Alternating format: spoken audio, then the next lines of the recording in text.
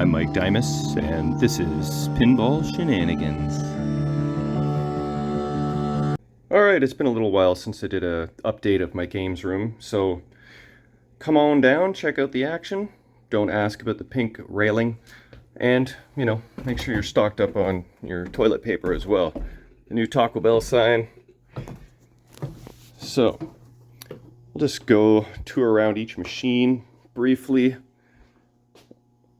We got Stern Big Game from 1980.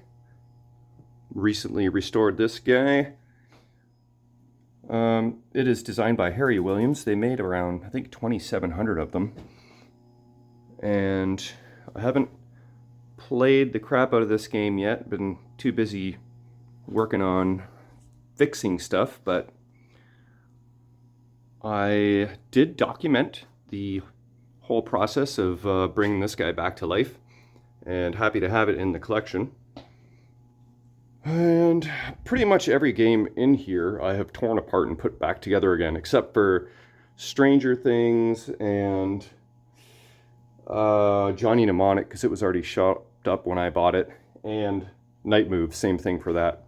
But every other game in here I have taken apart and put back together again and documented, I think, every single one of them. So if you want to see the restoration process or refurbishment process, you can check that out on my channel. Just Google Galaxy playlist or Stern playlist on YouTube. Anyways, Stern's Galaxy, I think this one's 1980 or 81. This one turned out real nice. It's got a decent play field, new plastic set, same with the Big Game. That's pretty standard protocol, LEDs and new rubbers and rebuilding flippers and custom apron cards, all that good stuff. I don't do much work to the cabinets. That's my buddy Kevin's specialty. But my WWF is going to get the Graisley treatment pretty soon. So this is the newest game in the lineup. Stern, I've only had a few LCD games. Mandalorian, Avengers, Infinity Quest, and Stranger Things. This one came from my buddy Shiny Boy. He had to buy a new car, so he had to sell Stranger Things. So he gets first dibs when and if this ever goes up for sale. Shiny, don't worry, I haven't forgot about you. I didn't do, like I said, much to this game, but it's a great game. This is like, isn't this Brian Eddy? It's basically Attack from Mars 2.0. And did I mention that Big Game was designed by Harry Williams? Because if I didn't, that's worth noting, because he is the master. And he also did Galaxy, I believe, so that's pretty cool.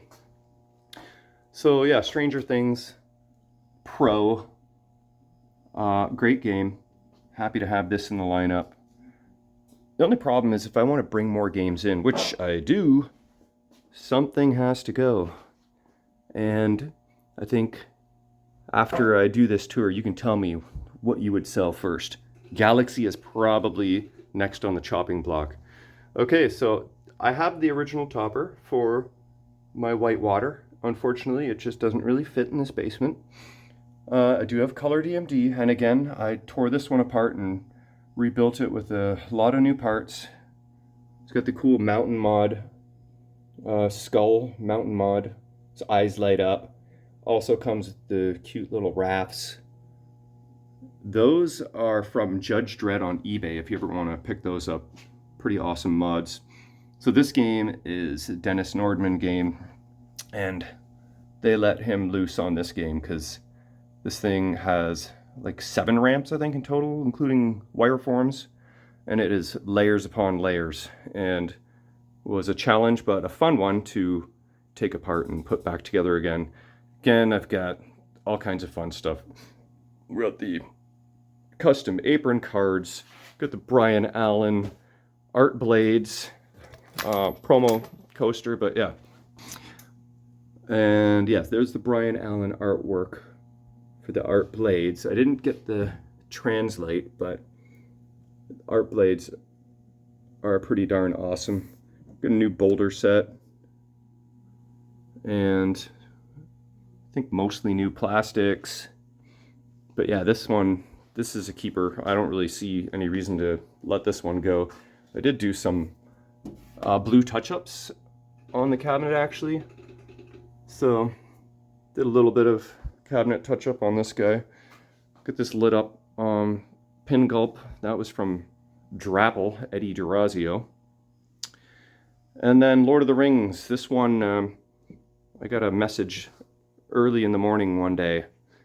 And an hour later is on my way to a 5-hour road trip to pick this guy up. And I just look up Lord of the Dust, and you will see why I called it that. I had to literally clean every square millimeter, inside, outside, back box, cabinet, playfield, because it was just covered in dust. Someone had lost the lock bar because they were trying to repair the scoop there, and the glass had remained off for probably 5 or 10 years or something like that. So I actually had to find a lock bar and a set of legs, I think, because the ones that were on there are pretty rusty, but they said they bought it new, so this is home use only Lord of the Rings. And it was fun to restore this one as well. I mean, it really just was a matter of cleaning it, rubbering it, and LEDing it, and installing color DMD. There was nothing too crazy complicated on this one.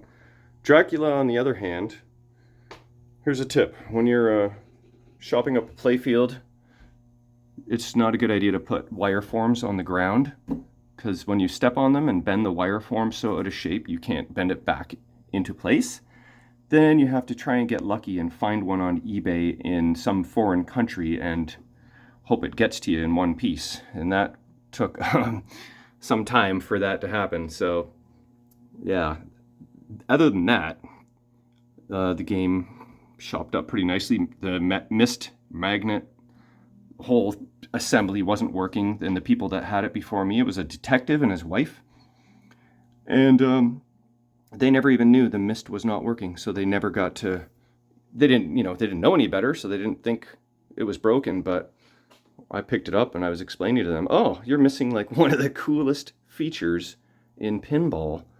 And I got that all working. It took a few different things. Oh, and one thing that stumped me for like months is something to do with the up kicker here, or plunger or something. Maybe it was over on this side. And turns out someone had replaced it with the wrong, with a plunger shaft that had a nylon tip, but the nylon tip was too long. Therefore, the coil wasn't engaging. But it took me forever to find that out because there was too much nylon in the coil and not enough metal to activate the plunger. So that was a fun little issue I had to deal with. You get the Ron Jeremy Dracula here. I've got his cover removed because it was actually hitting the glass and I couldn't figure out how to lower him. But, you know, with the little cover on him, you can barely see him. So I think it actually looks better that way. And yeah, so this guy, Barry Orsler design, I think they made, what, around 5,000 of these or something. And Lord of the Rings is George Gomez. You can tell because he likes giant swords and crazy layouts. Actually, this is kind of more of a fan layout, but he likes his swords and weapons and, you know, like Deadpool and whatever else. And this is just a collection of miscellaneous pinball stuff that I've gathered over the years and plastered every square inch. Some pinball trophies and whatnot, mostly just local stuff. London, Ontario Pinball League. Hey, I won this from Orbital Albert on Pinball Nerds podcast because he put out a trivia and I got it right or something, and I may have been the only entry, but I won it. And yeah, so we're moving around to the other side of the games room. We got Fishtails here, designed by Mark Ritchie, Steve Ritchie's brother. And he also did Indiana Jones. So Mark Ritchie created a couple monsters. It's a great game. Oh, speaking of monster fish mod that has light up LED eyes. He's pretty awesome. This is another game that really turned out nice. I mean, The LEDs do a ton, but the playfield itself is usually pretty worn in this area, but this one is pretty much not, so it's a real nice example. Of course, you got the custom apron cards, promo keychain, color DMD LEDs, I think new plastics, it's been a while, flipper rebuilds, and all the standard stuff. And then we got Pat Lawler's masterpiece, Funhouse. I think there's about 12,000 of these made. I was very lucky to get one of these. And it was pretty fun to rebuild Rudy because his eyes go up and down, his mouth opens and closes, his eyelids, I should say, and his eyes move left and right. And he talks to you and insults you. But that was an interesting mech to take apart and rebuild. The playfield again is in decent shape. Does it have the special clear coat? The what's it called? Diamond coat? I don't think it says that it does, but anyway, yeah, this one turned out nice as well. With the red powder coated legs on there. Kevin would just die to restore this cabinet, and who knows, maybe one day I'll let him. But for now, it's working perfectly. Every once in a while the sound likes to kind of mess up and Rudy like gets all super creepy, but that's actually kind of fun. Okay, X-Files is one of my more recent projects that I did by Sega. This is called the Showcase back box because it bows out. And I added a bunch of mods onto this guy. Again, this is like a giant 3D puzzle with a lot of intertwined ramps. But this whole coffin thingy, I added this alien dude, Mulder and Scully, also known as Skulder and Moldy. And the other good thing about this game is that the filing cabinet, it was not smashed to bits, which they normally are, so I got super lucky. And this one is original and in fantastic shape. And the machine, like the playfield, just looks so cool. It's got some tight shots, but it's still awesome. This sewer opens and closes, and you can shoot the ball in there to start modes. The LEDs really popped on this game. I added this guy. The X just glows so cool, and I added green glow-in-the-dark rubbers throughout, so really cool for the theme. And this guy, that's part of it, but he looks cool lit up, and this dude also came with the machine. Custom apron cards, promo keychain, but this cabinet is really faded. This also needs, like, this is what the purple used to look like, that is now browny, yellowy, tobacco-y. And it did come from a very heavily smoked in barn or shed garage. And it doesn't smell anymore, but you can tell it's very nicotine-y. And this hinge is kind of wacky too. This might need a Kevin job one day as well. Okay, and then what a lot of people will say is the best System 11 game, Whirlwind, again designed by Pat Lawler.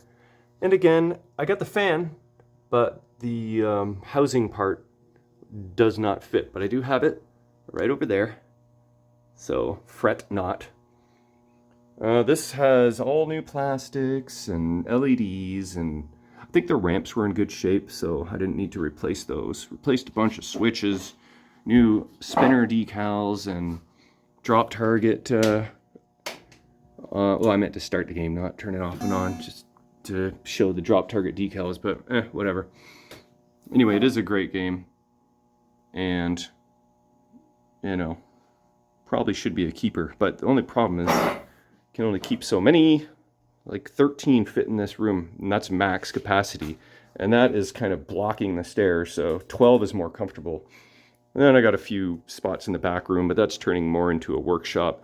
This is the latest game I completed, WWF, by what's his name, Tim Seckel and Joe Kamenkow, the owner of Data East. This one was in a basement along with a bunch of arcade games and pinball machines, but the guy didn't really play them much. Just every once in a while he'd have people over and would just entertain them, and he didn't play them much. So like the main wear is a little bit on that scoop there. The rest of the playfield is pretty darn mint, so gotta like it when people don't play their machine really for 10 years or more, because it really preserves the condition. So this cleaned up real nice, and I haven't played the crap out of it yet, but I am learning the rules, and it is a pretty fun wide body Data East game. I think it was 1994. Oh wait, 93 maybe. Yeah, is there any other wide body Data East games? I was trying to think of that the other day, and I don't know, I'm sure Google would tell me, but I can't think of any off the top of my head. Okay, Johnny Mnemonic. This game has been in my collection the longest, I would say. It looks like I really should upgrade the LEDs. It was so long ago that it was old school LEDs in the back box and not the newer SMD style LEDs, so that's why it's a little duller. It does got colored EMD, which is now friggin' like $800 shipped if you want to ship it to Canada. Used to be only like $500, which is still pricey, but great bang for the buck. Absolutely. So yeah, this is the only one I didn't tear apart, but I did, you know, do some fixing and tweaks. I spent many hours taking this hand mech apart and rebuilding the motors and whatever else was needed. The X and Y axis nuts were already done, so that saved me some trouble. And yeah, just tweaked and refurbed whatever was needed along the way. Added some color cliffy posts, which are now kind of getting a little dirty. The yellow shows the dirt really quick, but it's playing great.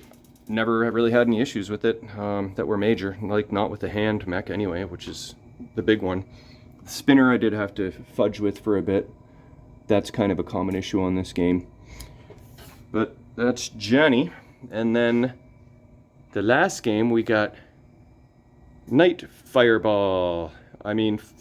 Bally Fire Moves Ball. It is actually 1980 John Trudeau Gottlieb System 80B cocktail pinball machine. And this is, I haven't played every cocktail machine, but I've played a few, and I'm gonna go out on a limb and say this may be the best one, because it's got all kinds of fun features and a multi-ball and a spinner and just cool stuff. So it fits in this spot under the ductwork perfectly, so there's no need for this to really ever go unless there's a better cocktail machine. But I think this one's sticking around for a while. This has also been in the collection for ever, like 7, 8, 9 years, something. I can't keep track. Anyway, then there's just some more miscellaneous stuff. Shout out to Greg Martin, who custom made this by hand for me. One of my favorite things hanging on these walls. And these green balls, they came from Wally 16, so there's another shout out. That's basically the tour. There's more crap everywhere, on every nook and cranny. You can stare at my ceiling for hours and see new stuff every time you look, because I'm always adding stuff. Custom made London, Ontario Pinball League plaque from Daryl Pelon. My pop bumper cap wall. Some more cool art. Hey, there's when I was in the newspaper a long time ago. What year is that? 2014. Pinball bouncing back in London, Ontario. Look, my lineup was Judge Dredd, Doctor Who, Hollywood Heat. Quite the lineup. Yeah, so just fun stuff everywhere. Some Yeg pin envelopes from making the playoffs. Here's the Earth, Whirlwind, and Fire project that Kevin turned into a friggin' museum piece. But yeah, this is one of my favorite sections here, is all these cool promo plastics. And a couple Indiana Jones planes. So yeah, lots of fun. My buddy Kyle Pern made this for me. I don't even think I mentioned that. Creature from the Black Lagoon. This glass came from a slot machine, and it's freaking awesome. Okay, so, oh yeah, and anyway, my buddy Kevin made me this fireball lamp, like so, out of an old Fireball Home Edition or whatever it's called. So that was the only spot in the basement it fit, and it worked perfectly, so it's like a pretend back box for night moves. And then the back room, this is where I've been fixing a lot of crap, bit of a mess, working on my Mars God of War, which is a friggin' nightmare. All kinds of gremlins. I knew I shouldn't have busted out another System 80. Should have saved that for System 80 Shattuck. I got a perfectly good Magic back here that I got to figure out what to do with. I restored that, but can't really play it in this position, so, you know, good problem to have, I guess. And Tag Team is doubling as a soccer storage area right now. That is a great game as well. You don't see those ones too often. I don't know how many they made, but a couple play fields and some more God of War parts. But that is basically the tour. You know, I've done a tour about a year ago, and probably half of these games were not even there. I like to keep the lineup fresh and shuffle it around, and also I'll do another tour in maybe a year, and we'll see how it looks then. So anyway, that's the tour of the Shenanigander Games Room.